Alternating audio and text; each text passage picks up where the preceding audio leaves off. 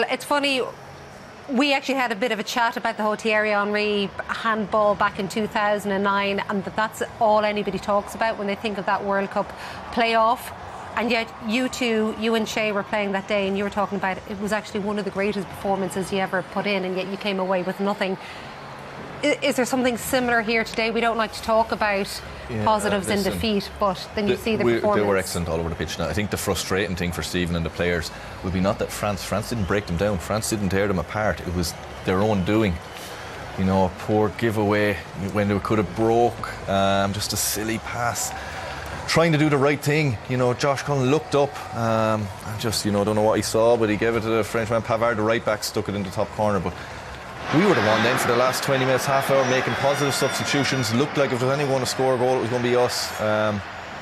Fabulous save. Shay, you were saying you thought it was one of the best saves you've seen in a long time from Mignon near the end. Yeah, and some brilliant Irish performances. Of course, top of the lot. It was a big discussion about who it might be, but in the end, everybody here was in agreement. It could only go to Chiedozie Ogbene, his player. Can you take us through the role, Richie, Shay, Kevin, that he did actually play today? Because, again, I referenced it at half-time. Stephen Kenny was asked by Tony before the match, was it straight between himself and Obafemi? And he was very clear. They played completely different roles. Yeah, and the way the game panned out, you could see exactly why. Ogbene obviously plays a lot of time wing back at his club, and the role that he was given tonight, it wasn't to partner Ferguson as a two, it was to almost to protect Coleman and join in with Coleman on the right hand side in the event of scenarios like this where Mbappe, one of the world's best players, has the ball at his feet, and he did that so impressively. And if that was the only aspect of his game, we would have gone, job well done, you've helped Coleman to keep one of the best players around quiet. But he added this to his game as well. He was an attacking threat on the right hand side so often and cleverly winning free kicks, and his pace was causing trouble. So just the whole game in defence and in attack, that's why he was player of the match. He was superb. Yeah, I mean, he doesn't have to rectify anything in the return leg in Paris, nor did the team. They were absolutely brilliant. You know, the game plan from Stephen Kenny was bang on. Ogbene, you know, we talked about that before the game, what he started. It was a masterstroke from Stephen Kenny. You have to say that after the game, because he was brilliant both defensively and attacking, and he caused the French a lot of problems. But, you know, I'm just sitting here as a proud Irishman because that team was brilliant tonight. You know, it's, as Kev says, it was one mistake. It wasn't we didn't get outplayed or they cut us open, which they can do. You know, it was a mistake on the edge of our box from Cullen, who's been probably Burnley's player of the season. He's been a brilliant midfielder for Ireland as well. So it's a shame it's come down to a little mistake on the edge of the box, but you have to be proud, and even the crowd at the end, you could see what that meant to the fans as well, because they knew that man for man, we were arguing up here who was man of the match, because Malumbu played so well, Coleman was brilliantly trained once yesterday. The whole team was absolutely brilliant, and you have to give Stephen Kenny credit for that. Like you said, it's you don't want to be talking about positives in defeat. I think you've got to embrace all the positives from tonight. Yeah. It's the best atmosphere it's been in the stadium in as long as I can remember. The noise at the end, and the fact that we were sitting here, like you kept roaring, we're going to get a chance, and we all believed it. Like it wasn't like pie in the sky thinking. Well, let's just point out, at the start you were hoping the match would be quite short. At the end you were saying, is it only 3 minutes stoppage time? Surely it can be longer. Yeah, we were the ones, the substitutions were attack minded, our performance and momentum, everything was about going forward. You saw footage there of Collins meeting the goalkeeper, and you could see lip read them, how the hell did you save that? And I'm sure that's what he said. The other shot that we might not have seen on the camera was every French player at the final whistle went to the goalkeeper. Yeah. Went to their goalkeeper to say, unbelievable save, brilliant save, you got him the 3 points tonight, and it was an unbelievable save, but that shows you the importance that save was. It's important we talk about Stephen Kenny. I know you mentioned him here. He has plenty of people who've been backing him, but he has had huge questions asked of him by this panel even before about his comments for what way he'd approach. Not only did he set up and he got the Ogbene thing right, but also you said, I'd love to see him put on a couple of attacking players come the 80th minute. 76 minutes in, 3 players he put on, and it wasn't the last substitutions he made. He was going for this. Yeah, 3 good substitutions. Listen, I said already, I'm repeating myself, we were the ones that looked like scoring near the end. Their keeper was the busier of the 2 keepers. Apart from one silly mistake from ourselves, you know, the game plan was perfect, tactics were perfect. We were excellent all night.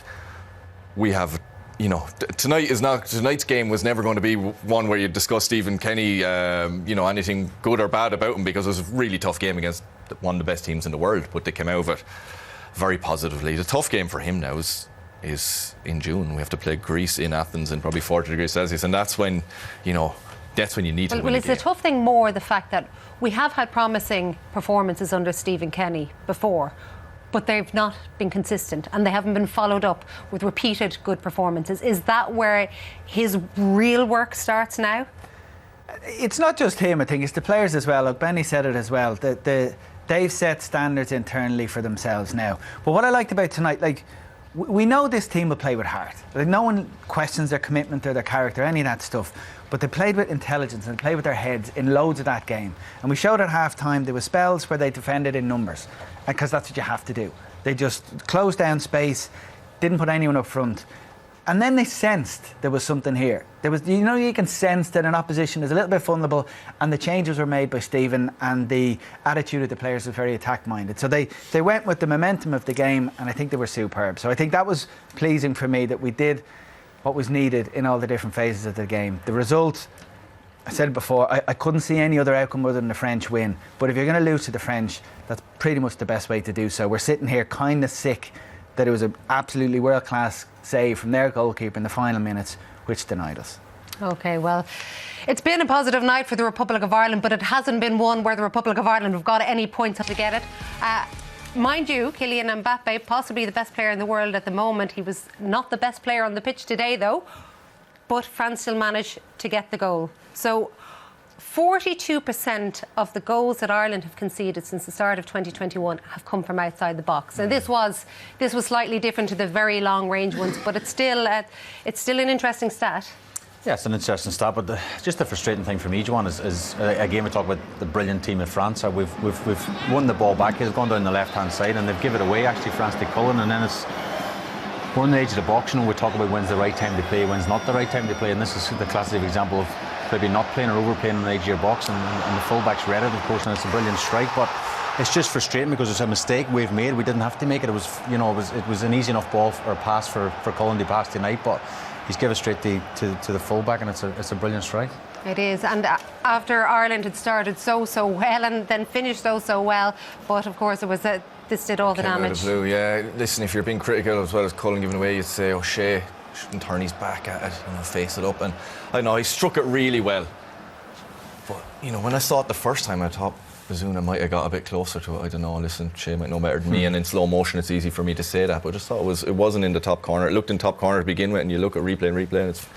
The only thing you would say in Gavin's defence was that you see it come around the back of O'Shea, and you see it late. I think is the pace. If anything, it's in off the crossbar. It's a real good hit, like. Yeah, we saw so many great performances today. He started off really downbeat in that interview, but the more he talked about the future, the more upbeat he became. You've obviously both played with Seamus Coleman. It was fascinating watching him off the ball, the way he just bossed everything about. Yeah, organised, and we're talking about Mbappe being quiet, and why was he quiet, and watching Seamus and how he was dragging people around him when we had our corners and he was getting people ready for the breakaway, and you can see he's disappointed, but you can see how positive he is as well, because I think it's the first time in a long time where Ireland, listen, you're talking about hunger and desire, and we do all those things, and we're great, and the crowd gets behind us, and we get everyone behind the ball, and we block shots and all, but we actually matched them football-wise. We played really good football for long periods of that game, created some good opportunities, and probably should have got something out of the game. So it's disappointing to lose as we are. There's plenty positives from it. And especially the way they just really went for it, didn't they? They created so many chances. Yeah, it was a performance that matched the talk from the manager and their players this week, and like the post-match interviews we've heard from them tonight, they all said they had a belief, but they played as if they did. So it wasn't just empty talk to impress people that are listening. But Ogbene here, like the impact he made, we're all kind of screaming at him here. Would he maybe give it earlier, play it centrally? Finds the back post, and the shots closed down. But what I liked here, there were so many times when you're attacking against France, your concern is if the attack breaks down, that they'll break and they'll punish you. And they weren't able to break here. And there was very few times in the second half at all I can think of where they were able to create a break. And that's France's strength. They at times let you have the ball, but when they win it back, they really punish you. And there was we've no memories from the second half of them doing that. At half-time, I said I haven't spoken much about Mbappe in the first half. We said barely anything about him in the second half. Yeah, I mean, it was super positive, Joanne, some of the chances they created, and we actually felt up here watching that we were going to score. I had that belief that they were playing so well that they deserved the goal. And again, it's a good save from Mignon at the near post, and the big chances we're going to see in a minute is from the set plays. We've got good delivery into the box, and again the goalkeepers come up with a great couple of stops. But again, this is France we're playing against. It's not like Latvia or anything. This is one of the best teams in world football, and the belief and the confidence the team will get from, they'll watch this back in the next few days, or even when they meet up again for the next international thing, and they'll say, lads, look how the French are hanging on here. This could have went anywhere, Joanne. Just like a little nick off someone, deflected into the box. And these are the two saves. This is off Brown, I think, the first one. This is more comfortable. But the next save you're going to see, Joanne, you might not see a better save, I don't know, for a long time. I think I've seen a save at Lansdowne Road ever, even in all my time. That is just a phenomenal save from Mignon. And I said to you already, every single French player, including the staff and the manager, went straight to their goalkeeper. Look at that for a save. That is world class. And bearing in mind, he's the one coming in, stepping into big boots as well. Yeah, there'll be questions. People said maybe the French will probably say that maybe Lloris might not have saved that, but because he's having a bit of a poor form at Tottenham, and Mignon's come in tonight. He's had a brilliant game. Shay's talking about the positivity going forward, but you could see the positivity just within the players there on the pitch, and you could see how frustrated they were when even the slightest things were going wrong. Yeah, the ref gave a few dodgy frees against them as well. He said once we got past that first 20 minutes of the game, and France hadn't tore us apart, and you see their belief building, and all of a sudden we're building out from the back, we're changing things up. We showed at half time we weren't just playing out from the back, we were knocking balls forward, we're winning free kicks, getting loads of corners. Being sort of critical again, you think we got a couple of great deliveries right at the end. We didn't do that. All the corners and free kicks we got, we hit the first man a load of times. We didn't get good balls in, but we went short corners and just put the ball in the box a few times like we did near the end. You see, we can cause havoc. We're very good at set pieces, are historically, and still are. So listen, it was, I hate saying, oh, great performance, we've lost the game. We haven't got any points, nothing to show for it. No one will remember that in 6 months or a year's time. It's the frustration that the goal chance came about. It was self-inflicted. Like we said before, the level of concentration required from these players for an hour and a half, there's the highest bar. Because if you give away an opportunity or you let the opposition have a chance, they're likely to punish you better than any other team. The strike was brilliant, but the mistake was so basic. Like a pass outside your own box, square, kind of poorly judged. That's a real disappointing element of it, but probably the only element. Everything else was so impressive. Well, what you would say, John, they didn't go under. As the start of the second half, they could have went under. The French could have got a lift from it, but actually they went the other way. We shown by the chances they created. There was a belief within the team and how Stephen Kenny wants his team to play, and it was really positive. Okay. Stephen Kenny clearly wanting to concentrate on the future. It is the start of a new campaign, so let's do that as well. The Dutch, by the way, have beaten Gibraltar 3-0 in Rotterdam this evening. What happened, and we know the Netherlands were missing players on Friday night, but also what happened today, does it slightly change the complexion of what looked like a disastrous draw of a Euro qualifier? And are you three looking more positively on what lies ahead? Well, I was positive before the game. Richie, maybe not so, but no, I'm joking. No, I mean, I think the belief that the lads will take, the manager as well, the staff, and even the fans, everyone after tonight's game, you're going away from tonight and you're thinking, oh my God, this looks like it's clicking. And I know we've sat here for a bit and thought, poor result against Latvia or Armenia, letting goals and whatever, blah blah blah. But I think tonight was like, do you know what? The way we're playing, the way we're set up, and the players that we have, and the way that Stephen Kenny's messages come across, there's so many positives to take. But they have to go now against Greece in a hot temperature, as Kevin already said, in June, and get the result. That's key. To all the good bits about the performance, the result was disappointing tonight. But if we a few of them have made we've set a bar now. Yeah. So if we're watching a Greece away game, which is different atmosphere, different conditions, a lot less kind of showbiz and hype and profile than playing a team who's just played in the World Cup final, if we don't match this performance, then we're going to set ourselves up for a difficult campaign. But really positive start. He said it himself, 6 points to play for in June, the manager spoke about, and then we can be really positive if we get 6 points from those games. Won't be easy.